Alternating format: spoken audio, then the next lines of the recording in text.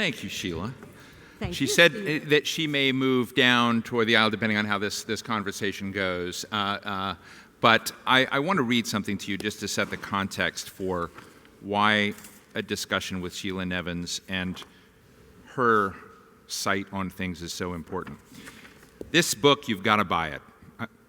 You Don't Look Your Age and Other Fairy Tales. I'm obsessed with it. I read every word in the last 2 days. And there's a section in it where Sheila talks about her mother and an experience we made. And she says, so I would grow to, after her mother was treated, her mother had an amputation of her arm. She had something called Raynaud's phenomena. She said, so I would grow to champion stories about the less fortunate, stories of real people. Mostly I chose to tell stories of the struggle to triumph in an uncertain and often cruel world. I've always been interested in those who need visibility, notoriety, and acceptance, anonymous victims of unfairness, deprivation, and poverty. I guess I was determined to write my ineffectiveness at the lunch counter visit so long ago, which her mother was at experienced. Documentaries talked back while I had been unable. They spoke without shyness, no apologizing, blatant truth, ugly at times, yet always true. I want to start with that because I want to ask you if you were bringing that sensibility and frame to our topic today of looking at elder Americans, this next phase of our life, where would you start with that blunt voice and defending those who needed defending? Well, I would say that it's not a joyride to get old. I think, the fun of aging is overrated. I think you're built to go away eventually. And old age, for want of a better word, I hate the word, but it's a true word. Old age is really just simply the reality of time. And I think making it a joyful ride, well, I think it's stupid. And it annoys me because it's not joyful. I've lost lots of friends. I'm 79 years old. I've done everything to try to look young because I'm vain, as you pointed out before. And I hate it. I hate it. I mean, I hate it. I mean, I just don't. I mean, but I know it's the thing. You're built to be disposed of. I mean, Pfizer, of course they're going to be happy to be here because they're going to give you a drug to make you feel better. But get old? Is that the name of the drug? Well, you start the book with a story of, it's an amazing story, and I thought, wow, this is the vanity chapter where you talk about facelifts, Botox, etc. But then, I'm going to read you a very powerful, you seem to be in a different... He just became a fan. I don't understand this. I didn't know you yesterday. We have this thing where it's just a beautiful thing, and you tell me, and I should tell you that these little vignettes in here are all read by wonderful people. And this you told me Gloria Steinem read, yes. This chapter. But there's a section of it, you write, adieu to estrogen, bon voyage, good riddance, no bombs or pills to restore what was lost, for she had found a drive moving forward to being older, a graying woman forthright, though blonde, a rara avis to herself, a rare bird, for Eunice would spread her plumage, a paulette of feathers. This seems to be your embrace, the embrace of this phase. Well, I would say the inevitable embrace. You don't embrace only things you love. You embrace inevitable because what are your choices? I mean, what are you going to do? How are you going to stop it? How do you stop your next birthday? How do you stop your next birthday? I wanted to get advice from you on that. Well, you could lie, like most women do, but that's uncomfortable because then you have to remember it. Or you can actually embrace it with a sense of terror. I would say my embrace is fraught with anxiety. I mean, isn't that true? I mean, let's be real. I mean, you're going to disappear. After all you put in, a car's going to run without a driver, and you're going to be dead. But am I supposed to be excited about that? When you look at issues as you have in thousands of documentaries, yes. And you've gone in and tried to open up the secret sauce of something or something that should be revealed, I sense that there's optimism in that process of doing that. How do you you seem to not be in that place right now, but I'm interested, as you look at topics like that. Maybe I'm just not in that place today. Yeah. Maybe tomorrow. I mean, I just want to haven't call really it had as breakfast. I see it. I haven't I'm even calling had it as I see it. I see. Yeah. You mean, do I embrace optimism because... Well, you're going in and revealing choice. I think that's a very good question. I think it's interesting. I embrace people who can be more noble than what the human condition probably provides them with. In other words, the nobility of a Khashoggi or a good journalist or a good person, a good waiter, a good doorman, a good person uplifts me in terms of the next generation. But I'm not an optimist at all. I mean, I think the world is worse than it used to be, don't you? I think we're struggling with that to try and make it, but... I know, but so many people are getting hurt in the struggle No. that it's very hard to struggle with it. You just sort of want to scream at it. Mm-hmm. Is this about old age? No, this is about life and another dimension of your book, which is told, you can't tell which part is Sheila, which part is not, but you make some very, very strong comments about fairness in society, about what I presume was you, and the first time you got an envelope by accident of a male person getting double your pay. And tell us about that. Well, I mean, I never really had money, so when I got a job, I was grateful. I always said thank you when I got paid, because I thought I was doing what I liked. I was working in docus, it never occurred to me that I was underpaid or undervalued. I just didn't have the privilege in the 60s to think those thoughts. Congratulations to those of you who are younger who can think those thoughts today. But I couldn't. I just was grateful. I mean, and one day, it was before, shows you how long ago it was. It was before direct checking, where your check just goes into your bank deposit. So they used to come around HBO with a little cart and give us these envelopes. And I could hear the cart coming, and I was always very grateful that the cart was coming. Sounds deadly, doesn't it? The cart was coming for me. I guess that's what you want to talk about. But anyway, so the cart would come down the hall, and I would hear it, and people would just take their checks like they were just nothing. I always said thank you. And the person in the office next to me said, "Why do you always say thank you?" I said, "I don't really know. I just say thank you. I'm so grateful to be paid for what I'm doing."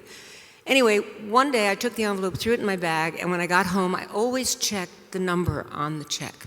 Always, even though it was the same for every year, except for whatever was required by law, it was pretty much the same. And I opened the check, I'm filling out the deposit slip, and it's twice my salary. I mean, a little more, actually.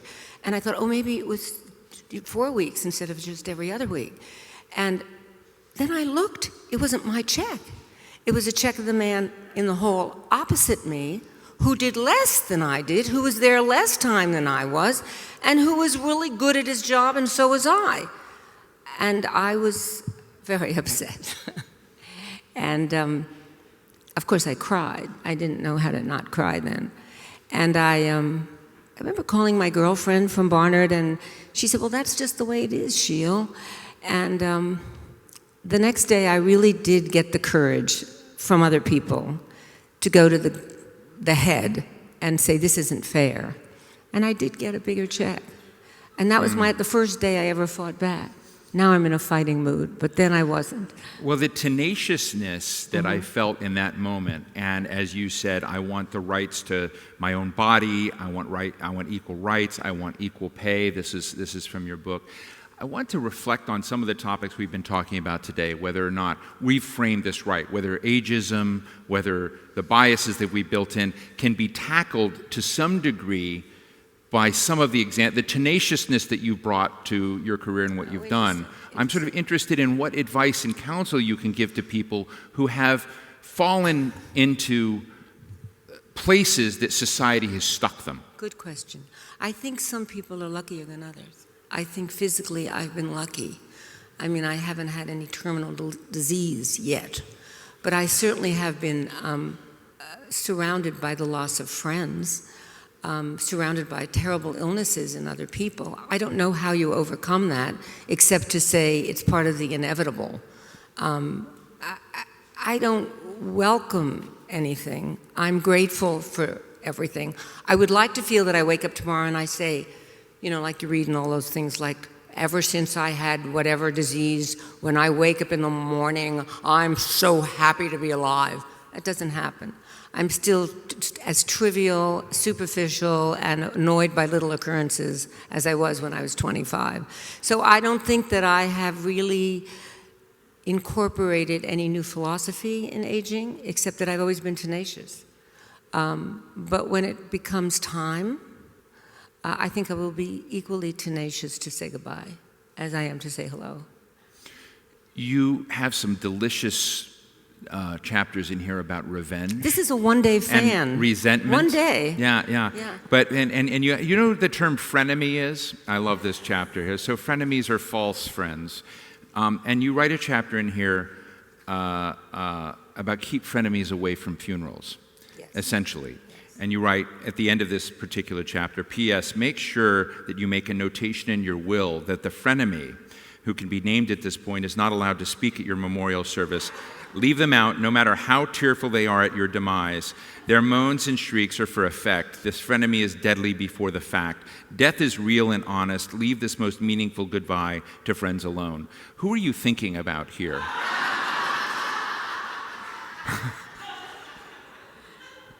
You think I'm going to tell you? You think it's one person? I don't know. I'm just asking. I called it frenemy because I thought that was better, but I could have called it frenemies. Don't you all have frenemies? Yeah. They're the most painful people in the world because if you're as stupid as I am, you buy into them for a while. Like, oh, you don't feel well today. Oh, I feel so sorry for you. Let me get you an Advil. Wishing you had a brain tumor and that you would die a moment and so they could take your job at work. I think frenemies are everywhere, and friends are to be treasured and hold very tightly. Do you have frenemies? I have so many. Really? I'm not sure there'll be anybody at my funeral if I block all my frenemies. No, I'll go. After you read my book, I'll definitely go. One of the things is, again, you know, thinking we've been talking a lot about stigma and age and thinking about these issues of balancing that. And you are so bold, irreverent, you just say it as it is, but yet you still feel, occasionally I feel that you're wounded, that you're, you know, by others, and that you manage insecurities, and as I said, vanity in my tweet about your book just a little while ago, sorry, about, you know, these other deeper issues, and you just say, screw it, I am what I am, and deal with it. What can you share with people about who I think admire your boldness? What advice do you have to people about getting that equation right in a way where we can balance what we're insecure about with what we're bold and where we want to leave our mark? Go to a psychiatrist. I don't really know. I don't know the answer to that. I mean, how can you be happy when it's such a sad life? Are you a happy person? Generally. Really? I mean, I struggle to... I think smart and happy don't go together necessarily. Are you smart then? I don't. I think I'm informed. I think I struggle with realities. It's not a question of being happy. I think now she's interviewing me. I do think that we don't have to be happy in a false way. Let me throw it back at you. Santa Claus. The Santa Claus chapter kind of blew me away. It was so nice and sweet. I was 10 years old. Yeah, but not when you wrote this. No, but I've always believed in Santa Claus. I've always believed that someday someone will come down the chimney and bring something to someone who really needs it. It's actually the sweetest 3 pages you could read. I didn't mean it to be charming. Sweet. Honestly, I didn't. But I actually, I have trouble with God. I have trouble with saints. I have trouble with hero worship. I don't have trouble with Santa Claus. I think I know he can't come down the chimney. I know that he's not real, but I'm madly in love with him. I would do anything. And I think she's nice. Mrs. Claus is nice. First of all, she doesn't worry about her figure. She doesn't mind being overweight. And she doesn't mind that he leaves for several weeks with a bunch of reindeer and goes all over the world. I think they're a nice couple. I think he does well. And I think, I'm all for him. But it's a call for generosity.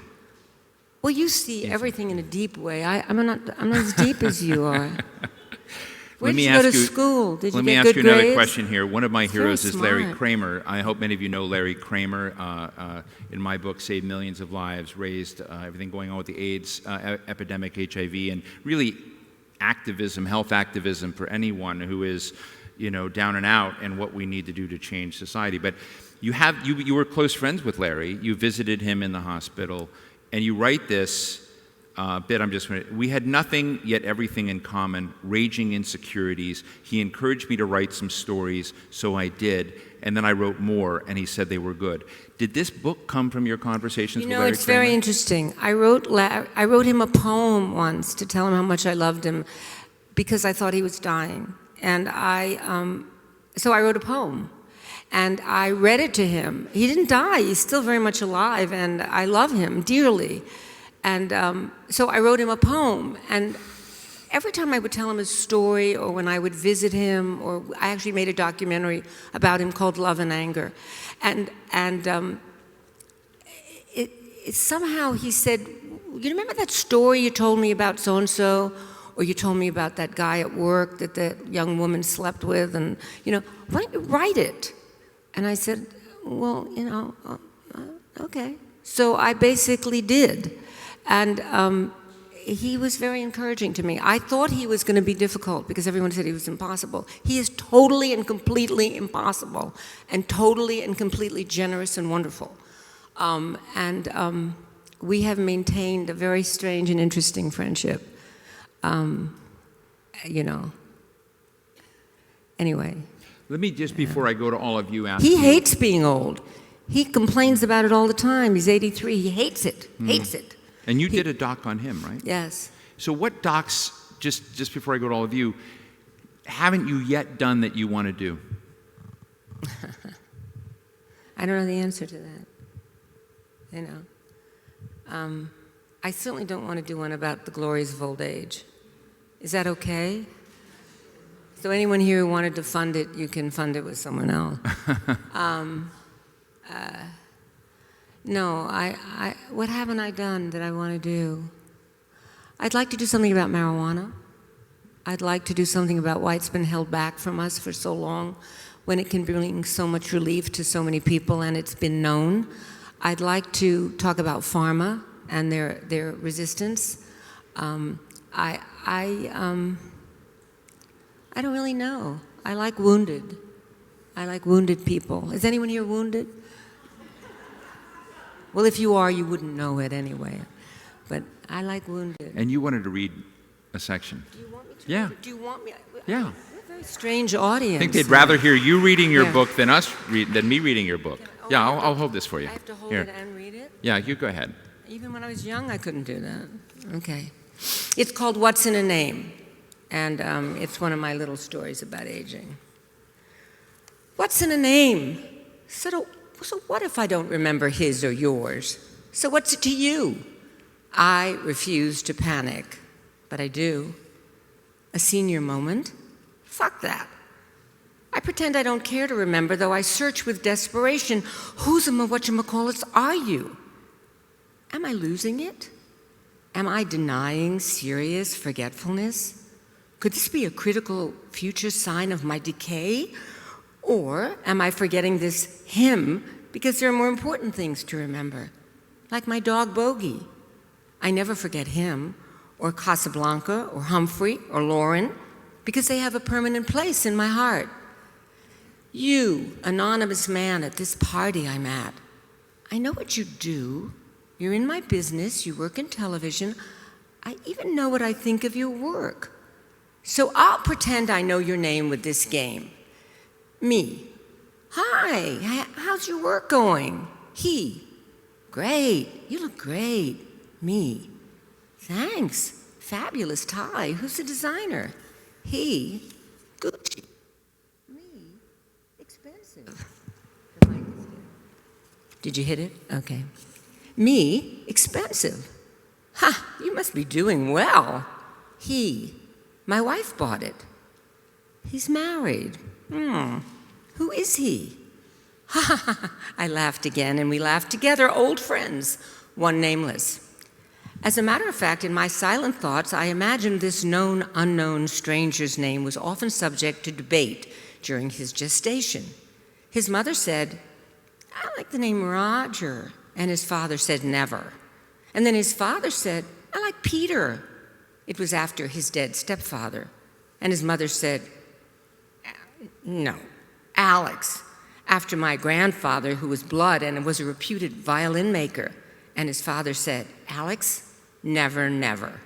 So what's in a name? These parents came up with this unknowner's name, obviously, as a compromise. I like definition, I like winners. So what's the big deal? In the first place, his name was of uncertain and debatable origin. What's in a name? A name by any other name would smell as sweet. Thank you, Shakespeare. See, I remember his name. Memories come back. I saw him at the opening of the documentary Gorilla. We talked about how manipulated the film was. We guessed it was not an Oscar contender, but you never know with that group. I said, "We're both members, I suppose. What the hell is his name anyway?" We said we must have lunch, and I said, "I'd like that." I said, I'll call you. I'll call him." "Call who?" "Doesn't matter." And then as he drifted away, and I crossed this party floor, suddenly a thunderous brain synapse. It fought its way through. Connection refreshed. The name Chris appeared as if in a theater bijou. The last name, yes. Mystery Man was Chris Wheatley. Chris Wheatley, there it is. I never was a great fan of your work anyway, Chris Wheatley. You're a nice guy, though. So there it was. And did it really matter that I remembered or not? A name by any other name would be as forgettable. Just fine forgetting, and for no reason. Worrying my racked frontal lobe for a torturous recall? Rushing to Sarah across the room. I know her well and her name without searching, always. Proof of instant recall. Sarah, let's get out of here. So stifling here. I can't hear a thing or anything else. So we did leave. It was important to get fresh air. And this I remember. I remember leaving the party. Okay. Thank you, Sheila. We've got time for a couple of questions, so let's open up. Questions, thoughts, comments for one of the greatest documentarians of all time, really. So, yes, in the very back. And we're going to bring you a mic. Hi. Thank you. Torsha McCormick, I founded a nonprofit in my 60s to address, among other things, the fact that at aging conferences, sex is never mentioned. But that's for another conversation. I want to say I appreciate bringing ageism into the room and bringing the fear of aging into the room because that's honest. And part of ageism is that we're not allowed to talk about the fear.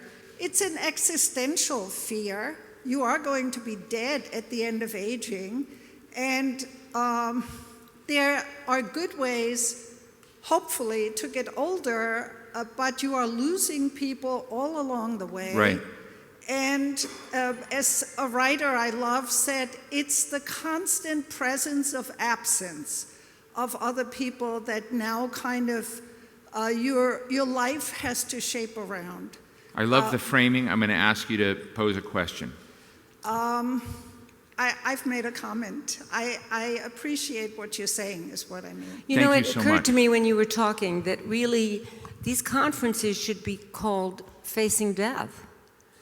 Because really, you know, to make aging a butterfly is foolish. The real thing about aging is the sort of decaying of your young self and facing the inevitable. I mean, I would much rather talk about a way to face all that fearlessly, or at least positively, and to lose people and lose things in yourself with not with joy, because that's bullshit, but with acceptance.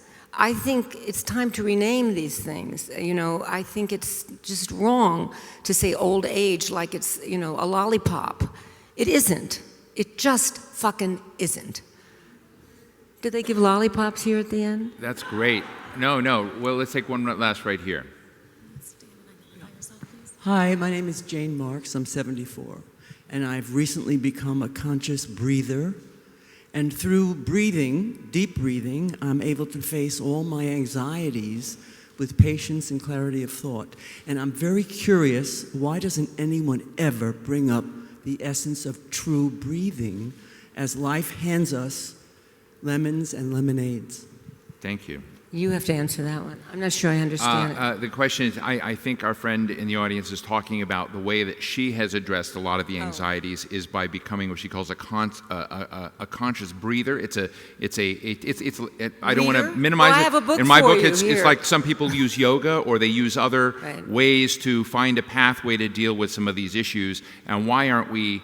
So I would assume that's one of the things you want to ask. Why aren't we, as a society, embracing more of these pathways? Especially as we're becoming closer and closer to our the fabulous word disposability. Right. Yeah. I don't know the answer. I mean, I don't really know. I mean, if it works for you and yoga works for somebody else, I think music works for me a little bit. Memory is very important to me. But I can't say that it gives me relief. I can just say that it gives me a sense that I have lived a life. Right. And that one day, when it's over, I have at least lived it. I haven't just let it pass me by. So good for you. Read. You have to have good eyes to read, don't you? Sheila, are you still writing vignettes like this? Yes. And creating them? I mean, you have. Yes. I mean, there's a great arc between your facelift drama at the beginning, and then you have near the end the chapter on the man with the scythe rang my bell. RuPaul reads that one on the tape. RuPaul reads that. So, Yes. I should say that if you get the audio version of this, which I haven't yet, I actually did read this. We have everyone from RuPaul, Charles, Glenn Close, Whoopi Goldberg, Rosie O'Donnell, Meryl Streep, all reading. Gloria Steinem reading different sections Gloria of this. Vanderbilt, 94, read one, and she called me and she said, "I love this book, darling. I want to read it with you." So can we? So you've made an arc between early Vanity and then struggling with some of the issues. Oh no, I have late Vanity also. Yeah, you have late Vanity. Yeah. So are we going to get another book? Well, you don't make any money when you write a book. But you do on the speaker circuit. I don't go on the speaker circuit. Okay. I did a little bit So of you're that, saying but it was no? horrible. It's like I don't know. It's like I'd rather sell a cologne. Maybe I'll do products. Products? Yeah. You might need a second book for that. Let me just, in conclusion, read one other thing here, which I am reading this because she is writing it about Larry Kramer. He says, "I had heard he was cantankerous, so I must be a worthy subject. I had heard he was difficult, not at all with me. I never found anything but courage, longing, love, respectability, genius. Can you imagine this icon tremulous? He continually questioned himself and his work, and at the same time was brazen and brilliant. Oh, that Larry." I could say, "Oh, that Sheila." Oh, that's so kind. Thank you. Sheila Nevins.